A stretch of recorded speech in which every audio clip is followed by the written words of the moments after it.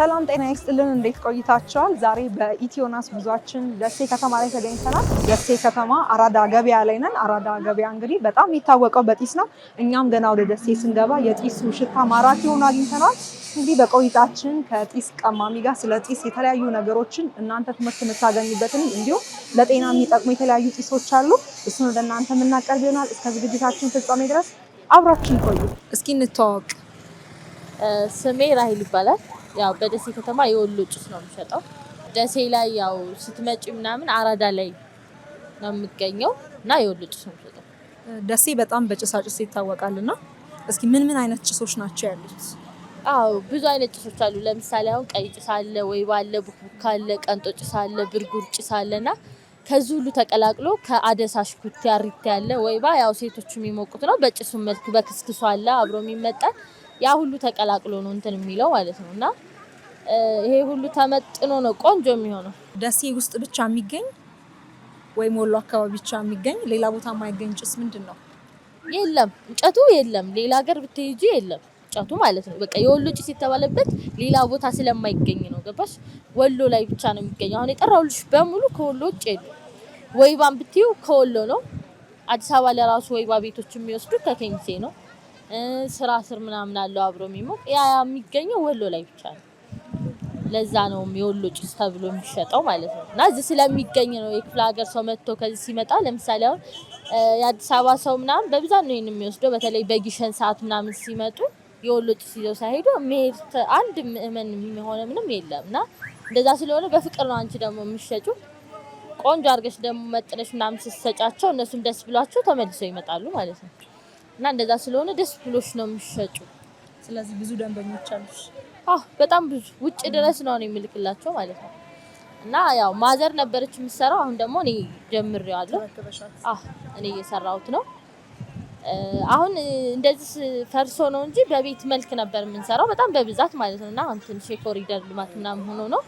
አሁን ቀጣይ ላይ ደግሞ ጥሩ ቦታ ላይ ሆነ በሰፊው በባህላዊ መንገድ ነው ልንሰራ ያሰብነው ማለት ነው። እንደዛ ስለሆነ ታዋቂ ውጭ ድረስ እውቅና ተሰጥቶታል። ባይገርምሽ ወሎ ላይ ወሎ ዩኒቨርሲቲ እውቅና ሰጥቶታል ወሎ ጭስም ማለት ነው። እኛ ከዚህ በላይ ከፍ ለማድረግ ነው የምንሰራው። ለማስጠራትም ቆንጆ አድርገን እየሰራን እንሰጣለን። እና እንደዛ ነው። ወደዚህ ስራ ስትገቡ ምን አይነት አስተያየት ተሰጣችሁ ነበር? ማበረታቻም ሊሆን ይችላል። ወደ ግል ህይወትሽ ልመለስና ትንሽ ስንተኛ ልጅ ነሽ? ትዳር ውስጥ ነሽ ወይ? የማዘር የመጀመሪያ ልጅ ነኝ። ትዳር ገና አላገባሁም፣ ግን አሁን አገባለሁ።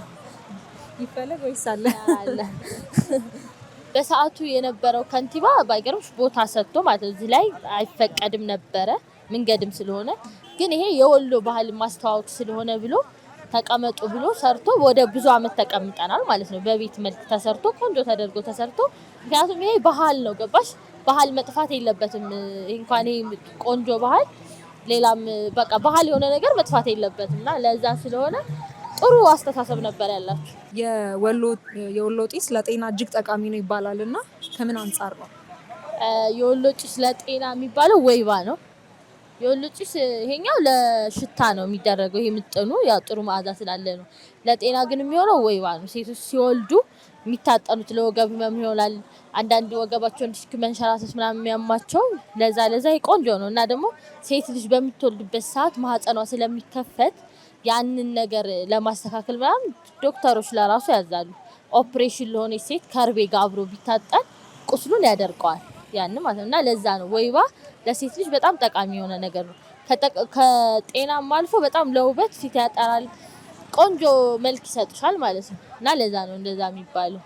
ዋጋው ደግሞ የወሎ ጭስ በሁለት አይነት ደረጃ አለውና ቅልቅሉ 200 ብር፣ የቆቦ ጭስ የሚባል አለ ይሄ ማለት ነው። ይሄ ብቻውን ተመጥኖ ሳህን 400 ብር ነው። ለሚያውቁት ሰው ከዚህ እንሰጣለን። ቅልቅል የሚፈልጉ ቅልቅል እንሰጣለን። በኪሎ 300 ብር ነው፣ በሳህን 200 ብር ነው።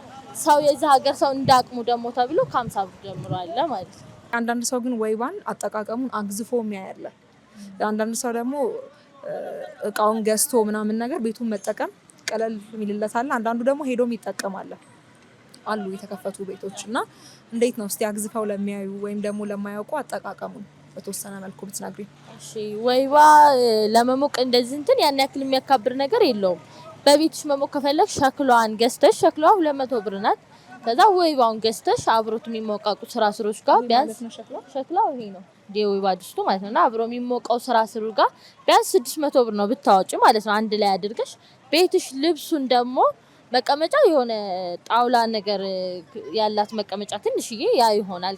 ያቺን ክፍት አስደርገሽ በቤትሽ ውስጥ ማሰራት ትችያለሽ። ልብሱ ደግሞ ልብሱን ከምገዛ ምክንያቱም በአብዛኛው ልብሱ ውድ ስለሆነ ለወይባ ቤቶች ነው የሚጠቀሙ። እሷ ደግሞ አንድ አንሶላና የደብረ ብርሃን ብርድ ልብስ አድርጋ ያን ለወይባ አድርጋ ብትሞቅ ቢያንስ ሌላውን ትታ በወር 3 ጊዜ ብትሞቅ ለሷ ጤንነት ይኖረዋል ማለት ነው። እና ለዛ ነው የወይባ ጢስ መጠቀም የሌለባቸው እነማን ናቸው? መጠቀምስ ያለባቸው? መጠቀም ያለባቸው ያው የወለደች ሴት ወይባ ብትሞቅ ምክንያቱም ወገቧን ስለሚያማት በኋላ ላይ ማለት እየቆየ ነው የሚሰማት እና ከስተኋላ ስለሆነ የሚመጣው ስትወልድ ብትሞቅ። እርጉዝ የሆነ ሴት ደግሞ ሳትወልድ በፊት ወይባ ጭስ መሞቅ የለባትም። ምክንያቱም ልጁን ስለሚያፍነው ጭስ ወደ ውስጥ ስለሚገባ ከወለደች ከሳምንት በኋላ ነው ወይባ መሞቅ ያለባት ማለት ነው። ከወለደች ከሳምንት በኋላ ከዛ በፊትም አይሆንም። ምክንያቱም ሰውነቷ ስለማይችል ሳምንት ምናምን አረፍ ብላ ነው መሞቅ ያለባት ማለት ነው ከወለደችም በኋላና ወይባ መሞቅ የሌለባት ሴት እርጉዝ የሆነች ሴት ናት። እና እንደዛ ነው። ወንዶችስ? አይ ለወንድ ልጅ አይሆንም። ይሄ ለሴት ልጅ ነው፣ ህግ ነው። አይ አንዳንድ ቦታ እንጠቀማለን የሚሉ ወንዶች ስላሉ ሴት ልጅ ምን መሰለሽ ለሴት ብቻ የተባለበት ነገር ሴት ልጅ በማህፀኗ ይገባልና ጥቅሙ በዛ በማህፀኗ ስለሚገባ ነው። ወንድ ልጅ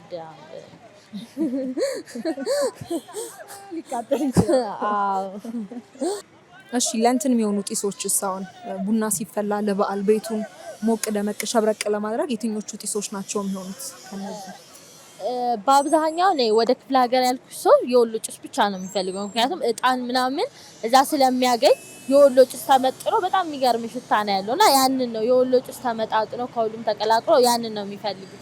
የዛ ሀገር ሰው ደግሞ ያው ይሄ ያው በእጃት መዳብ እንደወርቅ እንደዛ አይደለ። እዚህ ደግሞ እጣን ነው የሚፈልጉት ማለት ነው። በብዛት አይወስዱም ምናምን ቀለል አድርገው ነው የሚያዩት። ከሌላ ቦታ ግን ሲመጡ በፍቅር ነው የሚወስዱት ማለት ነው። እና እንደዛ ነው። እኔ አሁን ራሱ መዓዛው የሆነ አለው ብቻ አዎ አሪፍ ነው፣ የሚጣፍጥ ነገር አለው። አዎ እንደዚህ የወሎ ጭስ ሲጀምር በተፈጥሮ ደስ የሚል ሽታ አለው። እንጨቱ ብቻውን ይሸታልና ሳትመጥኙ ማለት ነው። አሁን ለየብቻ ለራሱ ብታሸቻቸው የራሳቸው ሽታ አላቸው ማለት ነው። እና እንደዛ ስለሆነ ደስ ይላል። በተለይ የማያውቀው ሰው ደግሞ ከክፍለ ሀገር የመጣ ሰው ደግሞ በፍቅር ወዶት ምናምን አይቶ ምናምን ነው የሚወስደው። ከዛ ደግሞ አመጣጠን አለ ማለት ይለያያል። በደንብ መመጠን አለበት ጭሱ። አሁን አንዳንድ ሰዎች ምናምን አሁን በብዛት ይሄን እንትን ስለተጀመረ ዝም ብለው ሳይመጥኑ ይሰጣሉ ምናምን መናኸሪያ ውስጥ ምናምን አሽገው ይሸጡና ስሙን ሊያጠፋው ይችላል። አዎ እያጠፋውም ነው፣ ሊያጠፋታን እያጠፋውም ነው። ገባሽ? አመጣጠኑ ቆንጆ መሆን አለበት ስትመጥኝ ምናምን። አሁን ያንን እያውቁ የወሎ ጭስ ተበላሽቷል ምናምን ይላሉ ማለት ነው። እና እንደዛ አይደለም። የወሎ ጭስ የሚሸጡት አራዳ ላይ ነው ታዋቂ ማለት ነው። እንግዲህ ወደ ታች ምናምን ያው መናኸሪያ ውስጥ ምናምን አሽገው የሚሸጡት ምናምን አለ። እሱ የወሎ ጭስ ስም አስጠፋው። ባሽ የወሎ ጭስ ተበላሽቷል፣ የወሎ ጭስ እኮ እንደ ድሮ አይደለም፣ የድሮውን እንትን አይደለም ምናምን ሽታ የለውም እንጨት ነው ምናምን ይላሉ። አሁን ደግሞ በሌላም ሀገር ምናምን እየሸጡ በቃ እያበላሹት ያንን እነሱ ያንን እያጨሱ ያው ይሄ የወሎ ጭስ የሚለውን ስም ለማጥፋት እንትን ብለዋል። እኛ ግን እዚህ ሲመጡ ቆንጆ አድርገን መጥነን በተሻለ ነገር አስተናግደን ነው የምንልካቸው ማለት ነው። ምክንያቱም ታዋቂም ስለሆነ መጥተው ይጠይቃሉ። ባሽ አያጡንም። ወደ እነዛ ደግሞ ለአንድ ቀን ነው፣ ነገ ብትመጪ አታገኛቸውም። እና እንደዛ ስለሆነ አመጣጠኑ ነው። በዚህ አጋጣሚ ጭስ የሚሸጡ ሰዎች ቆንጆ አድርጋችሁ ቢሸጡ ላሉ ስማችሁም እንዳይጠፋ። አዎ የወሎ ጭስ ተበላሽቷል አትበሉ። መታችሁ ከዚህ ከአራዳ ገበያ ግዙ፣ እኔ ጋር ግዙ እያለች ነው። እኔ ጋር ግዙ። ቆንጆ አድርጌ አስተናግዳችኋለሁ። ራይል ብላችሁ ወይም ብርቱካን ብላችሁ ብትመጡ ቆንጆ አድርጌ ሰርቼ እሰጣችኋለሁ። እናስቀምጣለን፣ እየደወላችሁ ማዘዝ ትችላላችሁ። እንዴት ነው አሁን እንግዲህ 10 ምናምን አመት አልሽኝ። ያው ማዘር ብትጀምርም እንደዛ ቆይታችኋል። ይሄን ሁሉ ጊዜ ስትቆዩ እንዴት ነው ግብር ምናምን አለ ወይስ ከመንግስት ማበረታቻም ሽልማት ሰርተፊኬት ምናምን እንዴት ነው? ያው እስካሁን ማበረታታ ከወሎ ዩኒቨርሲቲ እውቅና ብቻ ነው የሰጠው የወሎ ጭስን አጠቃላይ አድርጎ እና ግብር እንከፍላለን። በአመት ያው የመጣውን እንትን እንከፍላለን። በቃ ማበረታቻ ያልሽው ምናምን በቃ ያው እዚህ እንድንቀመጥ ምናምን ለራሱ መንገድ ዳር ለራሱ አይቻልም እና እዚህ ምለው በዚህ አጋጣሚ የሆነ ተመቻችቶ ቦታ ሰጥተን ከዚህ በላይ መስራት እንችላለን፣ ወሎን ማስጠራት እንችላለን እና ለዚህ ቦታ ቢሰጠን በዚሁ አጋጣሚ ማለት ነው። ምክንያቱም መጥፋት የለበትም ይሄ ባህል ታሪካዊም ስለሆነ ብዙም ሰው ሲመጣ ወሎ ሲሄድ ህጣን ይዤ እመጣለሁ ወይ ይዤ እመጣለሁ የሚለው ነገር ስላለ ቦታው መጥፋት የለበትም። ያለዚህም አይደምቅም። መጠሪያዋ ወሎ የወሎ ጭስ ነው። በተለይ ደሴ የምትታወቀው በወሎ ጭስ ነው። የክፍለ ሀገር ሰው መጥቶ ከዚህ ምን ይዤ ልሂድ ሲል እጣን ነው በቃ የወሎ ጭስ ነው ይዞ የሚሄደው። ከዛ ውጭ ሌላ ምንም ነገር ይዞ ስለማይሄድ ያው ይሄንን ደግሞ ለማስቀጠል የሆነ ቦታ ምናምን ቢሰጡን በዛው አጋጣሚ ምክንያቱም እዚህ ላይ አሁን መንገር ነው ይሄ እዚህ ላይ መሆን አንችልም።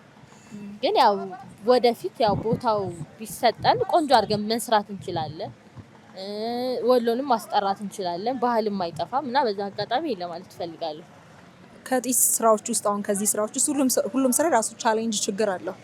እዚህ ጋር ምንድነው እዚህ ስራ ላይ ያለው ችግር? ያው አሁን እንዳልኩሽ በፊት አሁን ስንቀመጥ ምናምን ቤት ምናምን ነበረ እና አንደኛ አንቺን አይጎዳሽም። አሁን ላይ ደግሞ እንደምታዩ ጥላ ምናምን ሆኖ ነው ገባሽ እና ትንሽ ፀሐዩ ምናምን ተቀምጠሽ ንፋስ አለ ያው አንቺም አሁን እንትን እያልሽ ነው ያ ነው እና በጣም ማስገባቱ ምናምን ማሰሩ ያ ነውና በቃ በደህና መልክ እንትን ብለውን በስነ ስርዓት ብንሰራ ያስባለሁ። ሌላው ቆንጆ ነው።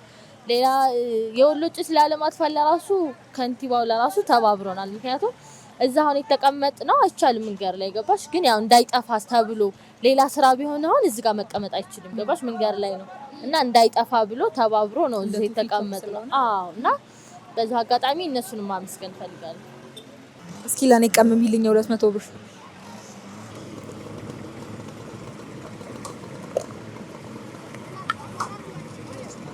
ይሄ ሁሉ በ200 ብር ነው ወይስ ለኔ ብቻ ነው ወይስ ለሌላም ሰው እንዴ ነው? ላንቺ ለሌላ ሰውስ? ለሌላ ሰው እንደዚህ ታሪኬ ነው መጥቼ የማረጋው።